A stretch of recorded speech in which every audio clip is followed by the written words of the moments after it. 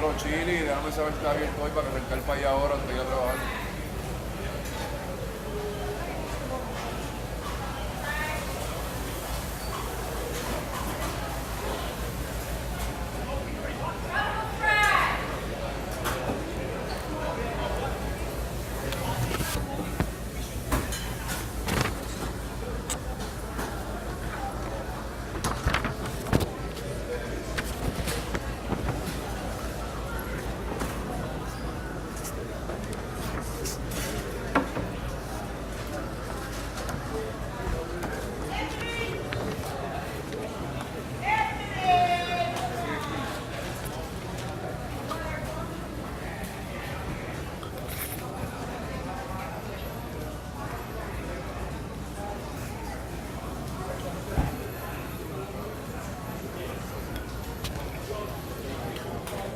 Testing 1, 2, 3.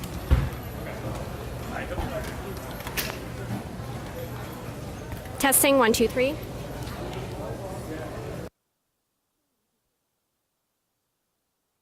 Testing 1, 2, 3.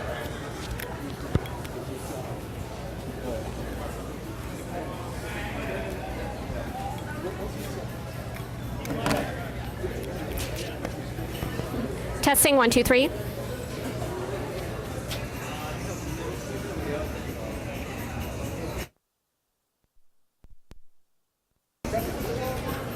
Testing 1, 2, 3. Testing 1, 2, 3.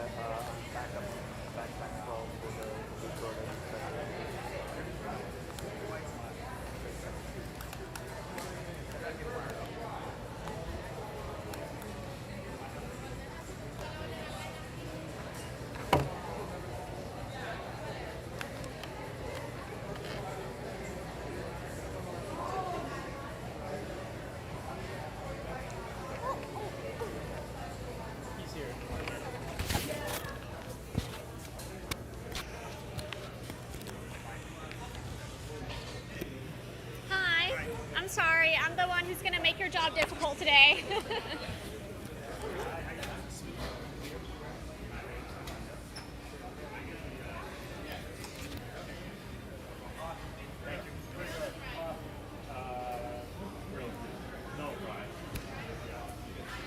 Hi, I'm Selena from Fox 61. We're going to put a lavalier mic on you. I'm sorry. Okay, you want me to run it up? We thought we had a press box. Okay. And thank you for doing this inside. Yeah, I know, it's brutal out there. I said, oh, he's going to get heat stroke. Yeah, I know. Oh, thank you, sweetheart. I like yours. What is that show called or movie? Stitch. They just had a new one, right? Is this high enough or is that Could you okay? do one higher, please? There's just a lot of noise today. I know, I'm sorry. I need to flip it around. Can you Yeah, flip it that'll around? have to work. I'll do this. Is that comfortable for you? Yeah, can we flip it around though so it's not sticking out quite so much? Yes, I can.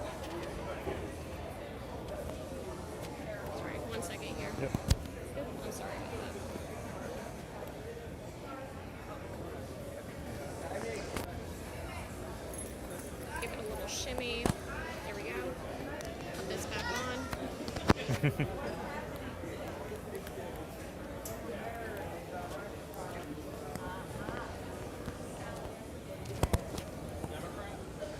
Sorry, 1 second. It's okay. Almost there.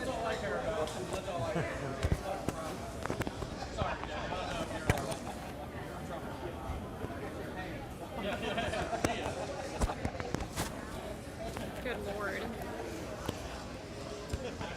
Okay. I think we got it. All right.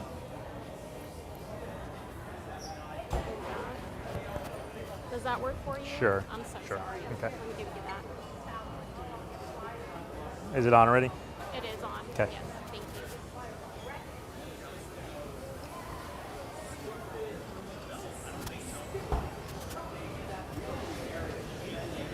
you. Okay.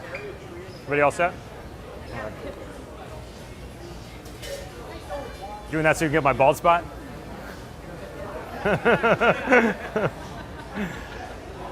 All right. Good afternoon, everybody. Thanks so much for being here. So, as you all know, this morning I officially launched my campaign for Congress here in Connecticut's 1st District. And I'm running because our country is in crisis, and I think the Democratic Party is in crisis. This is a moment when we have to start doing things differently, and we cannot afford to wait. I have spent my life in service. I served in Afghanistan in the U.S. Navy, worked for the Obama administration, served in our governor's office, and was mayor of Hartford for 8 years. And you saw me during those 8 years fight for my city 24/7, 365, working every single day to try to make things better in this city. And that's the kind of energy and urgency that I think we need in Congress. I have a huge amount of respect for John Larson and for any member of Congress who has served as he has for almost 3 decades. But at a certain point, it's time to let some new voices step up. And if we've learned anything over the last year, it's that the Democratic Party has to be willing to look ourselves in the mirror and make some big changes if we're going to win back what we've lost. So I look forward to your questions today, look forward to the conversation, and most importantly, I look forward to getting out there every single day between now and Election Day next year and talking to voters all over every single one of the 27 towns in this district. So thanks again, and happy to take some questions. You've been campaigning unofficially for a while. We've seen you a lot. What was it that made you change from unofficial to official? Was there one particular thing, or you think that the Democratic Party? No, I think there's a lot of things. Look, the world has changed in the last year. You know, we lost not just the presidency, but the presidency, the Senate, and the House to a con man who everybody knows is corrupt and lies and is increasingly cruel, and yet we lost to him. And I think we lost to him because people didn't believe that the Democratic Party was working every day to try to make life better, easier, healthier, more affordable. And I think we need to get out there with a clear and aggressive message every single day to make sure that people understand what we're fighting for and who we're fighting for. Again, this is a moment when our country's in crisis, and I believe in service. I've tried always to do work that I think will make a difference, and after spending a lot of time out there talking with people, I've come to the conclusion that this is where I can make a difference right now. Is it age or ineffectiveness, or do you think that you're reaching younger voters? You know, look, let me say it this way. We're at a moment when the world is changing faster than ever, whether it's climate change, technology and artificial intelligence, the way people communicate, changes in our economy, and we have a congressman who, again, I respect, but who has been talking about the same things and in the same way for 28 years. And I think it's time for us to change and get some new voices and some new vision in Congress. Is that more about the platform, or is that the message and the tone and the delivery? I think it's all of that. And it's how we communicate. You know, I think we have to be out there. First of all, we have to just be out there everywhere we can, every single day, talking about the things that are on people's minds. And as I'm out there, you know, what I hear, and I'm sure you all hear it too, is that the combination of healthcare costs, child care costs, housing costs, electricity costs, just makes it impossible to live a good middle-class life anymore. And our government has a role to play in making those things better and easier and more affordable. And I don't hear John talking a lot about those things. And I will be a congressman who fights for those things every day. And yes, I'll fight like hell to stop Donald Trump and to defend the rule of law. But I'm also going to get out there every day, whether it's, you know, in town halls, in the communities in this district, or whether it's, you know, out there on the media, making sure that we're pressing the case and making our argument in a clear, aggressive way that's just simple and common sense. You mentioned aggressive messaging, active Yeah. messaging. You said the platform is part of it. To what degree is age going to be an issue in this campaign? To me, what's an issue in this campaign is the need to do things differently. And I think I bring to this campaign a set of experiences that can allow me to do that. Again, I've served in the military. I've served in Washington in the Obama administration, was part of the team that helped create the Consumer Financial Protection Bureau that's protected Americans from financial abuse. And I've been the mayor of a city with a lot of challenges. And I think I can bring to this job that set of perspectives and experiences that'll help me do the job in a different way. Until recently, you were laying the groundwork for potential run for governor. What do you say to somebody who you're now calling to seek support for Congress? How do you explain that pivot? Well, first of all, I've been out there talking to people, and there's a lot of folks around this district who have asked me to consider running for Congress. And I've also just been watching with more and more distress every day as Washington just gets crazier and crazier.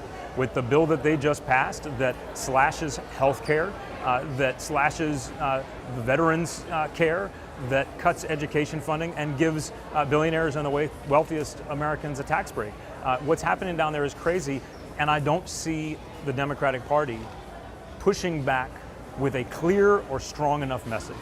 And that's the reason that I've come to the conclusion that this is where I can make the biggest difference. I think it's pretty clear right now that the biggest threat to our democracy, to our country, to the middle class is coming out of Washington right now.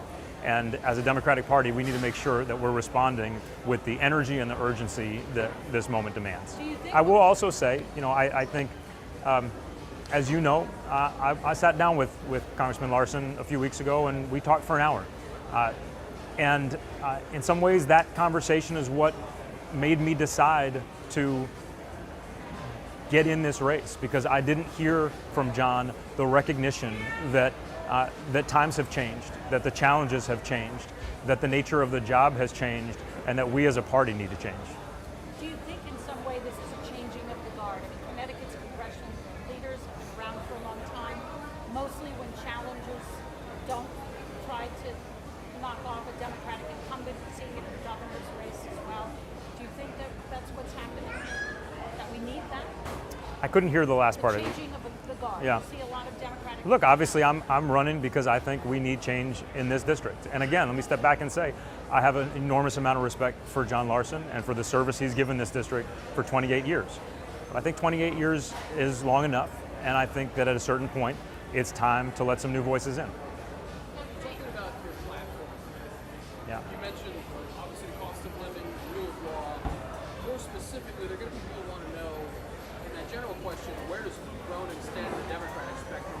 Do you expect you'll run on a platform you've seen other progressives like Medicare for All and things like that, or do you see yourself in the mold of a different style of Democrat, policy-wise? Well, look, I see myself as somebody who tries to be honest about problems and then serious about fixing them. That's what I did for 8 years as mayor. That's what I tried to do even before that, and that's what I'll do in Washington.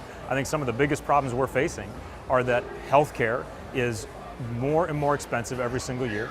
That childcare now costs, about as much or more than it costs to send a kid to a state college or a university.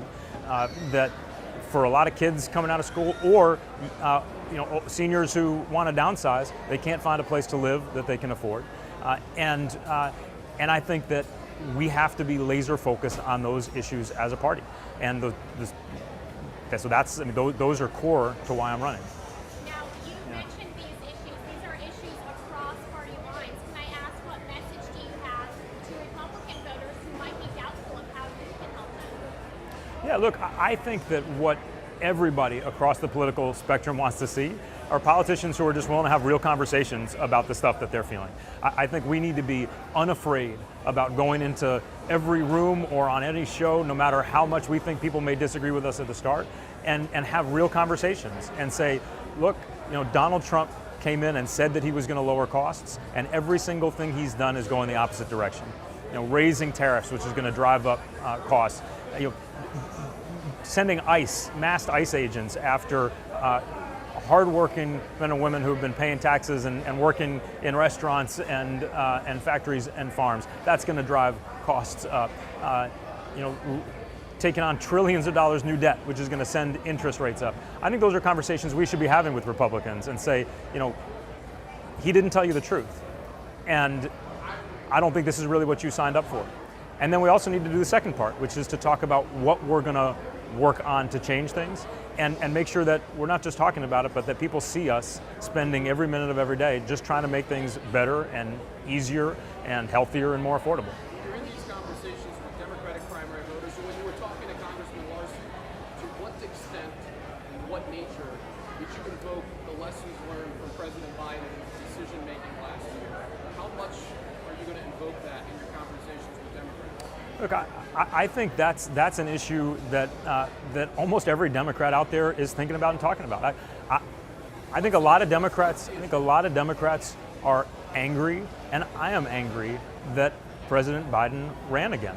I think President Biden did an enormous amount of good work for our country for a long time, but I think we'd be in a fundamentally different place if he had made the decision to pass the torch. And I think there's still a lot of anger out there, and I feel that.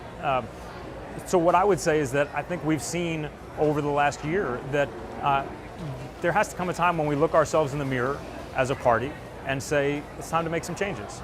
Do you think Larson is too old to run again? Again, I would say that 28 years is long enough, and that after 28 years, it's time to make a change. Now, have you heard from Mr. Larson since you officially put it out there that you're running against him? Just today? No. To Mark's point, could you just answer, or I guess add more detail to the question of why are we standing at the Luke Bronin for Congress announcement and not the Luke Bronin for governor announcement? Josh Elliott is making a lot of the same arguments you're making about the governor.